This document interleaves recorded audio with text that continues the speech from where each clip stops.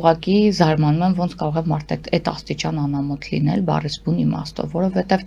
մարդիկ հիշողության կորուստ չունեն եւ մարդիկ շատ լավ հիշում են այդ ապրած տարիները եւ դուք 10 տարի շարունակ հնարավորություն եք ունեցել գոնե ռազմական առումով Հայաստանը բերել այնպիսի վիճակի, որ լինի իրապես ուժեղ եւ կարողանա գոնե ռազմական առումով մրցակից լինել այլ երկրների հետ, բայց իր կառավարման տարիներին 98 թվականից մինչեւ 2008 թվականը մոտ 4 անգամ հարևան երկիրը ռազմական բալանսով մեծացել է մեր երկրի ռազմական բալանսից եւ դա եղել է հենց իր կառավարման տարիներին, երբ որ հենց 98 թվականին բալանսները հավասար են եղել։ Այս մասով այսպես ուստի խոսալ խաղաղության մասին բնականաբար այս պարագայում էլ հնարավոր չէր եւ պատկերացնել, որ իրենք կբերեն խաղաղություն, բնականաբար չես կարող, որովհետեւ ինչն էր իրենց պահում իշխանության հետ հենց այդ